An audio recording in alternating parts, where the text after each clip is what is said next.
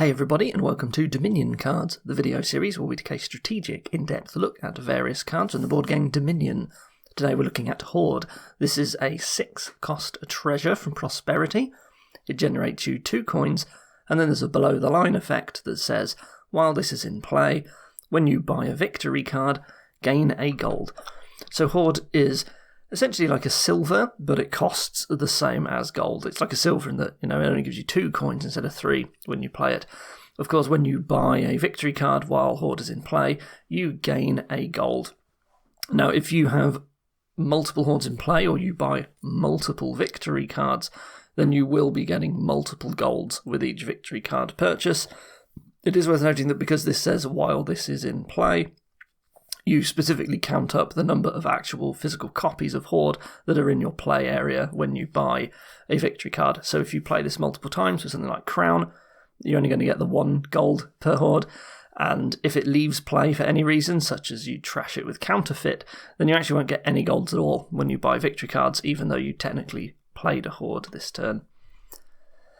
So, why would you buy a Hoard instead of gold? This is an important question to ask because Hoard, of course, costs exactly the same as gold, and it's a treasure card, so it's like directly comparable card to gold. So obviously in the short term, it's earned you 1 less coin when you play it. In fact, every time you play it, you're only getting 2 instead of 3. But of course, because it's gaining you golds, you will essentially end up with more treasure in your deck overall. And so the plan is that, in the long term, you will have much, much more money. Of course, the more times you shuffle and play Hoard, the more treasure you will have. And of course, the last time, the gaining of the gold probably doesn't matter because you'll never get a chance to play that gold. So the reason why you buy Hoard is therefore because you specifically want to gain gold. If you're not looking to gain golds, then you would just buy a gold instead, right? If all you wanted it was a treasure card that gave you money right now, gold is actually better at doing that. Even though it is a gold gainer, it is important to note that gaining the gold is conditional. You don't just gain a gold and you play Hoard. You do actually need to buy a victory card to gain the gold. Now, you only get this when you buy a victory card specifically. If you gain a victory card by other means, for example, you remodeled a gold into a province and you had a Hoard in play for some reason, due to like Storyteller or playing the remodel in your buy phase somehow, something like Toil, there are ways. This doesn't work. You won't actually gain any replacement golds when you gain the province that way. You do actually specifically have to buy the victory card. So what this means is that when you're buying a Hoard and you're going to be using it, you're essentially committing to the fact that every time you draw it, you're going to be buying victory cards, because otherwise you wouldn't have got the Hoard in the first place, right? So if you're going to add Hoard to your deck, you will be buying victory cards, basically. That's why you're adding it. Now, in the absence of certain special interactions or like special victory cards, most of the victory cards in the game, they are just stop cards. Now, Hoard is also a stop card. Oh, and the golds that Hoard gains you, these are stop cards as well. Stop cards, of course, being cards that don't draw you any cards. So, when you play with Hoard in your deck, you are basically expecting that you are going to fill your deck up with quite a lot of stop cards, right? You have the Hoard itself, but then every time you buy a victory card, you're getting another stop card along with it too. And it's worth noting that the gold gaining on Hoard is not optional. If you want the 2 coins from Hoard, and you want to buy victory cards that turn, then you are gaining the gold, whether you like it or not. So you are just going to throw tons and tons of stop cards into your deck when you're playing with Hoard. Admittedly, they're, golds are like a decent stop card, but still stop cards nonetheless. Now, we've talked a lot about, stop cards, getting lots of them. It's bad for engines, but before we talk about that, it is worth noting that not every kingdom is always a good engine. They're important to talk about because they're very powerful and you do them a lot, but you won't always do that. Those that aren't engines tend to be what we call like money decks or money-ish decks, or there's something like slogs where you're just like, your deck's going to be rubbish the whole time and you're just expecting that and just buying victory cards all the time. Now, both of these types of decks, like the money decks, the slogs, and so on, they care a lot about money density in your deck. You're generally having much, much smaller hand sizes, and so you need your deck to still be able to generate a reasonable and consistent amount of money every turn with a small hand size. in order to buy the victory cards that you want to buy. You're going to be buying the victory cards fairly early, and you're going to be buying them fairly often. In these sorts of decks, Hoard's actually pretty good for these. It's quite a good gold gainer. One thing that's important is, of course, that when you play it, it also generates you coins for that turn as well. You compare it to something like Bandit. If you're going to just have a deck where the only cards you draw are the 5 that you have every turn, and you draw a Bandit, well, you're probably not buying Province that turn, right? It's going to be very difficult because the Bandit doesn't help you this turn, directly for your deck, whereas Hoard actually does. So if you are expecting that it's going to be like a fairly moneyish deck or a slog deck, Hoard is pretty good in these situations, I would say. This is like its best case scenario, really. Now, that doesn't mean, of course, that you can't use Hoard in an engine. You totally can. It is worth noting, though, that other gold gainers like Bandit will allow you to start gaining golds, and you can still effectively build your engine with your buys by buying your normal engine components. But you can't do this with Hoard, because if you're buying engine components when you're playing Hoard, it's not gaining you golds, and then it was just like worse than gold. So why did you buy it? Now, if you do want Hoard to work in an engine, and you're using it to gain golds to scale up your payload, there's usually one of two things that you need. So number one, you're going to need a lot of strong draw, because you are going to be adding quite a lot of stop cards usually, because we'll keep assuming for now that the stop cards are all the victory cards are stop cards, right? So you're just going to need very good draw to deal with that. Well, number two, you're just sort of expecting that, your engine isn't going to work anymore. It's absolutely just going to stop functioning because it's just getting choked up on victory cards, which can be fine sometimes, and you're just prepared to accept that that's what's going to happen. Maybe it was inevitable anyway. So, what do we mean in that sort of situation? What does it mean to say that your deck's just going to stop functioning? I call this an engine collapsing. That's the term I use. So, when does that happen? Well, engines, what you're normally trying to do is you're trying to, play a strategy that is effectively drawing at least enough of your deck each turn to achieve something important. So that could be playing a strong attack, could be generating just lots and lots of money and buys to buy multiple victory cards at once. So there's always something you're doing. You don't have to draw every card, but usually if you can, that's very good. And of course, stop cards work against engines. If you gain enough stop cards, can't actually generate all the draw. You can't draw past them anymore. You can't pair up the things that you like to, and then it stops functioning. I always use the examples of villages and smithies. If you can't pair up your villages and your smithies anymore, you can't draw your deck anymore. Now, at a certain point in the game, usually you switch over to just buying victory cards, right? Your game's not going to go on long enough and you're not going to draw them as much anymore, the victory cards, so it's not worth building the engine anymore and you just buy them. Sometimes the end game can go on quite a long time, so it could be, for example, that you have not that very good ability to gain lots of victory cards per turn, and so you need to just keep buying victory cards in order to keep up scoring, because it's a lot harder to catch up.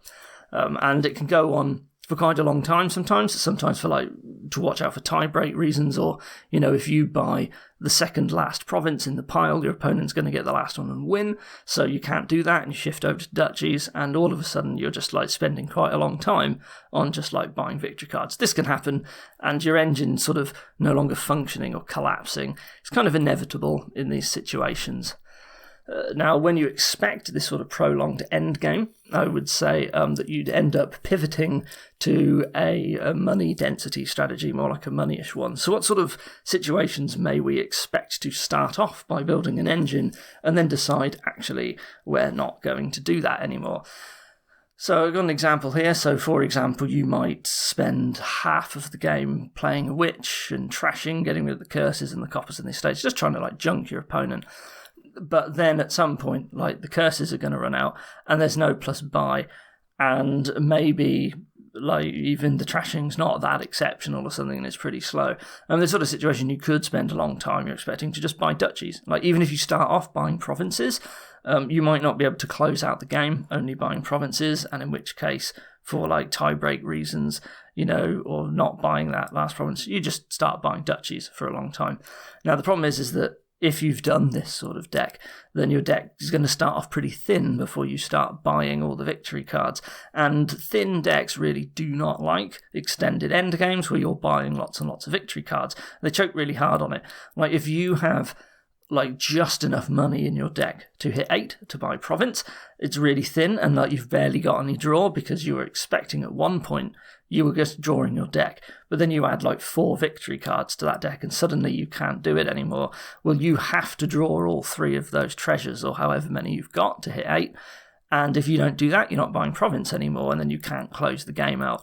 And it gets really, really bad if this goes on a long time because you're just not generating any money at all. And you start having hands that are like all victory cards, because there's just, the victory cards make up the majority of your deck after a certain point. There was just no opportunity to like spread out the money density. Well, something like Hoard is going to be very, very useful to throw into this deck just before you start doing this, because it will be gaining you the golds and keeping up that money density. So even if you can't buy province like every turn, you're not going to end up in a state where you're generating like 2 or 0 while there's still important duchies still to grab. Right, that's the key there. And of course, it's a treasure, and what this means is that if you had something like a game where you were just trying to draw a little bit, like with witches or whatever, now that you stop like pairing up your villages with your draw cards, you're going to start drawing cards dead or action cards. Like you might just have just a witch in hand and no village at some point because you've added too many stop cards. Well, the good thing with Hoard, unlike other gold gainers, is that you can't draw it dead in this scenario, right? Your engine is just, it's just occasionally just going to have to dead draw. Like, you just have no choice. And of course, if you draw a Hoard, you still get to play it. So that's really good. So, like, again, it's sort of, Hoard gets good when you're doing these money density strategies and like buying victory cards for a long time, basically. Now, we do have to mention it, but I don't want to spend too long on it. Of course, sometimes you get to be like buying victory cards for reasons that actually improve your deck rather than just being useless stop cards. There's just some examples here. Mill, nobles, directly engine components that are victory cards. Well, Hoard will still give you golds when you're buying these, so you're not adding as many stop cards and still getting the golds. Shepherd lets you buy estates and they're still draw. Distant Shore is a laboratory that's also a victory card, and Inheritance makes estates, ideally into engine components. But there are more examples, there are more like victory jewel types out there, but I won't spend too long on them because honestly it's obvious and I don't think people get that much out of these examples. Like, you all know that if you buy nobles with Hoard, you're going to get a gold, right? So, but they're just mentioned for completeness. So, because Hoard is primarily a gold gainer and there are other cards that are gold gainers, how does Hoard compare to other ones? Well, it still does the things that you can buy gold gainers for sometimes, like you've got a remodel type and you want to be turning those golds into provinces. Hoard will get you the golds in order to do that. Because it's a treasure, it's non-terminal, it's not really costing you an action. That means that even though it's more expensive than most others because it costs 6, you don't need to gain a village as well. Something I call the terminal tax. If you have a lot of terminal actions, you've got to gain the villages from somewhere to support those, but you don't need one with Hoard. So although it is more expensive, not always necessarily that more expensive. Like, it could actually be cheaper in some cases because it's less, demanding on your gains to start gaining golds. Now, because the gold is gained during the buy phase, because you've got to buy victory cards, usually this means you can't do gain and play stuff. So with other ones like Bandit, you might be able to play the Bandit and then draw the gold straight away. And what this means is that the Hoard might be delayed by a turn compared to other gold gainers in certain situations. In these sorts of scenarios as well, if you could gain and play the gold, like if you draw it and you get to play the gold straight away, then that gold gainer basically gave you 3 more money this turn, but Hoard's only giving you 2 more money this turn. So again, Hoard is a little bit worse in these situations. So these, of course, only really apply in like engine decks. So this is just another example where Hoard is just worse in engines compared to other gold gainers. And of course, the big one, Hoard actually restricts what you can buy, whereas the other ones don't. And again, that's really important for engines that don't really want to be buying victory cards till quite late. Hoard's very bad there. So in general, Hoard is basically the worst gold gainer for engines, but is a lot better for non-engine strategies. I guess that's like the quick summary of it. So speaking of quick summaries, Just some overall points for Hoard. So this is ranked by community, bottom 25%, which is okay for a card. It's just a gold gainer, right? It's a basic treasure. It's not an engine piece, so of course it's not really going to be rated that highly. But it does work fine as a gold gainer. It's got some positives and some negatives versus its peers. It's better in some circumstances, and it's worse in others. It's harder to build engines with its peers. That's sort of why this is a bottom 25% card. That makes it a lot worse most of the time because engines are good a lot of the time.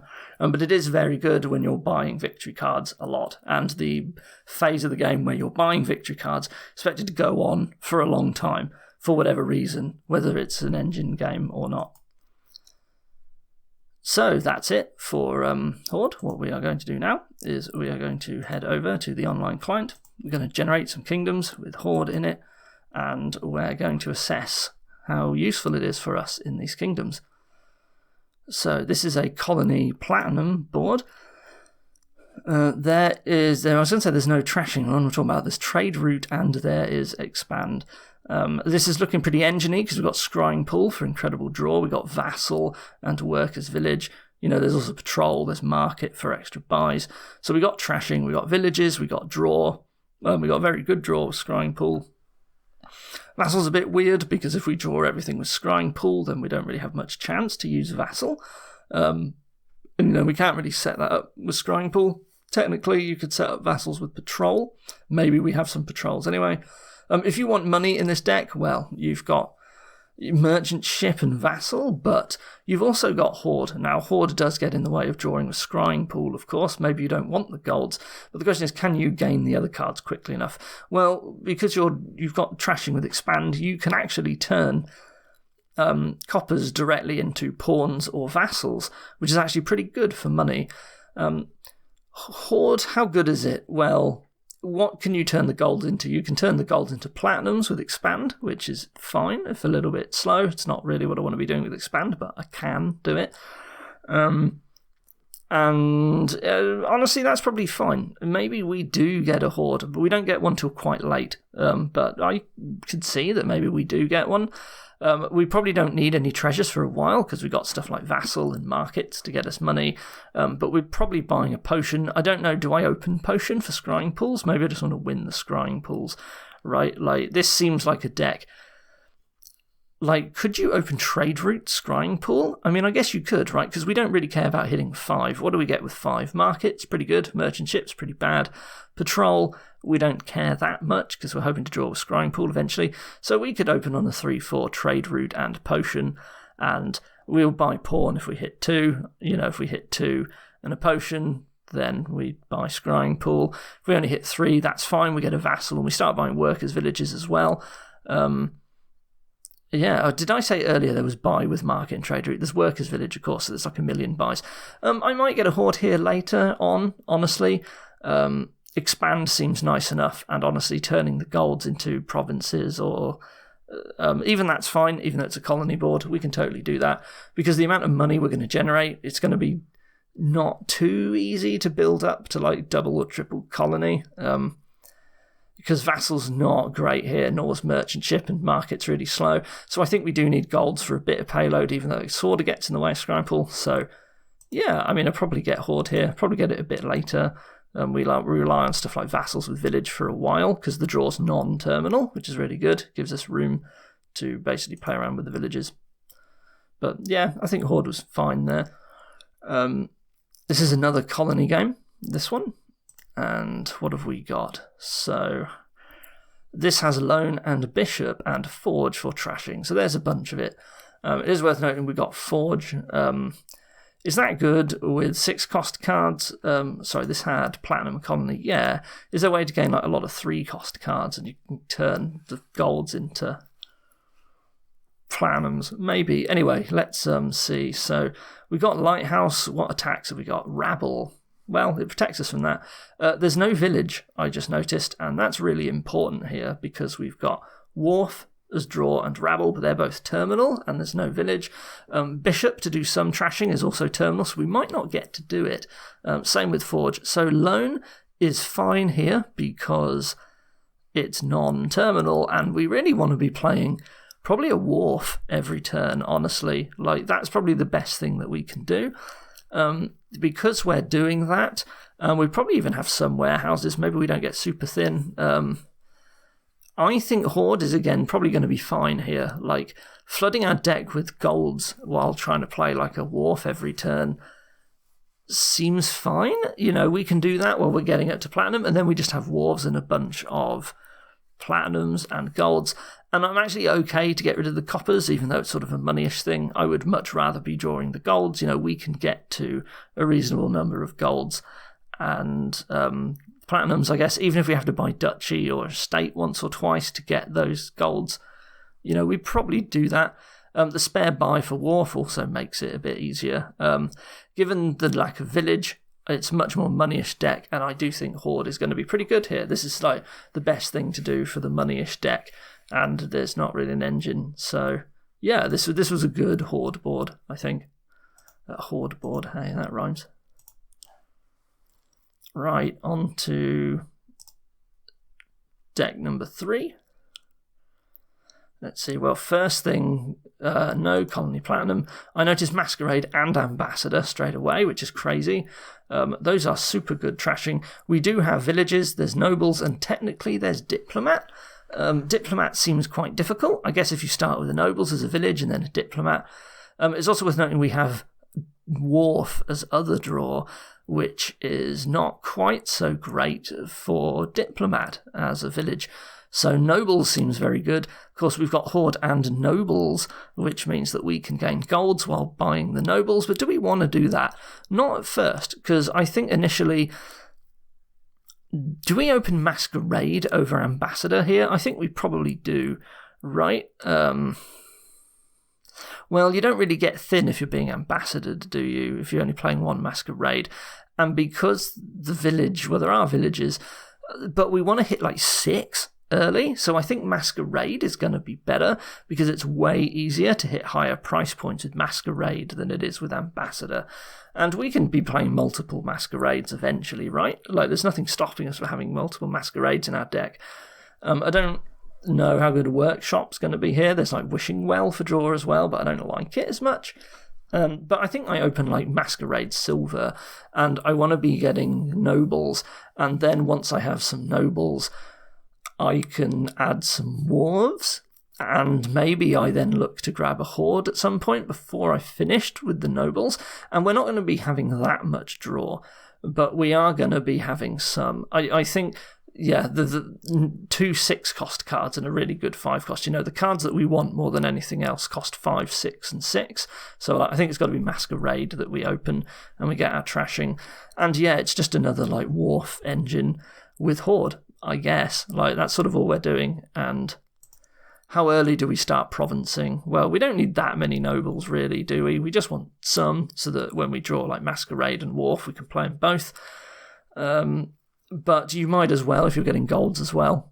You may even get up to double province by just buying the Nobles, right, and getting the golds with Hoard. So this is another very good Hoard board. Hoard, I guess, just by being there, that's one less slot that isn't going towards an engine card, so it sort of pushes the game towards a moneyish thing. But 3 out of 3 for Hoard so far. This is actually slightly better than I thought. Oh, so straight away I noticed we have 3 gold gainers here. So we've got Bandit and Explorer and Hoard. That's quite funny. Our only trashing... Well, we've got 3 trashers. We've got Loan, Salvager, and Expand. So was there Colony in this game? There is. This is a Colony Platinum game. Bandit trashes Platinums, doesn't it? That's pretty scary, actually. That might mean that Bandit is the best gold gainer on the board, because it can destroy Platinums, which is really nasty. Quarry seems quite bad here. What pieces are we buying? You can get a load of workers' villages, but you'll notice that there's no real draw on this board. That's a big problem. That means we want lots of golds, we want lots of platinums. So I do think Bandit is the winner here. I'm actually feel like it might be worth trashing down with Loan at the start of the game. We do want to hit Bandit, but I would see opening Loan and Salvager is fine. It doesn't hurt your chances that much of hitting 5, because like Salvager trashing the estate is like a silver buy. and loan is okay, but you probably might not hit 5 on turn 3 or 4, but then what we're going to do is we're going to be buying a bandit, and that's just our primary gold gainer. I don't really see that much value in Hoard here, to be honest. I guess if you're expecting your treasures to be trashed with bandit, having a Hoard as well, it's liable to just get trashed by bandit, isn't it? So, yeah, I mean, you run the thin deck that's also got treasure payload. That is exactly the thing that bandit destroys. But with no draw, I guess you have no other choice, right? Could we gain some workers' villages? Maybe at some point, and, can we gain expand? Maybe we expand golds. But anyway, I think we skip Hoard on this board. Bandit is actually, this is a really good bandit board, and that's bad for Hoard, basically. So it's a treasure. It's susceptible to being trashed by bandit. So I think that's a skip for Hoard there. And our final kingdom, this is another colony game. And what do we have? So there's no village here. That is not true. There is diplomat. But how do we lower our hand size? Well, there's upgrade and there's minion. And those work really well. So we have minion as a village and we can draw with minion and we got diplomat as a village. Okay, but what do we actually village in that case? The only 2 terminals are rabble and trade route. So I guess we don't care about either of those. I mean, we've got upgrade to get thin and then it's like a minion deck, which means I guess we never even bother with diplomat. Okay, but if we're doing a minion deck, we don't care about money, right, or treasures, because that's bad. But this was a Colony Platinum game. Yes, it was. We really want peddlers. Is there any plus buy? No, only trade route. Interesting. Maybe we still get the trade route then. And in that case, it's probably fine to have a diplomat or 2 in your deck anyway. Like, they help you a little bit when you miss 5 for minion, I guess. Like, it's fine.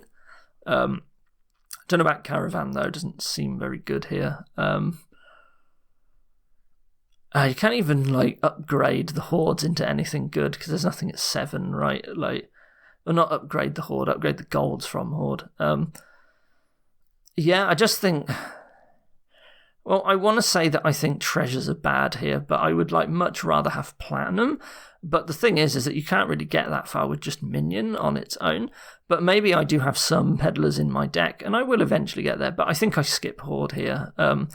It's the minion deck. We just want to buy a small number of colonies. That's really our plan, and we don't really want that many treasures. So Hoard's a bust here. I think gold gainers are bad on this kingdom because of how it is. So yeah. It's sort of the minion deck feels like the thing I would go for, better than Rabble here. So there you go, Hoard, that was 3 out of 5 kingdoms for Hoard, which is probably about fine, really. I mean, it gets you golds, is gold good, really, I guess is the main question you're asking for Hoard, right? And it's only been okay sometimes, on these boards. I guess the fact that it's a prosperity card and is highly likely to give you to colony games, where platinum is a lot better, also hurts. But at the same time, you're fine with golds to get to colony. So, yeah. Anyway, Hoard, it's fine as a card, really below average. Just it's okay. So anyway, I hope this was useful for you. Thank you for watching, and I will see you next time. Goodbye.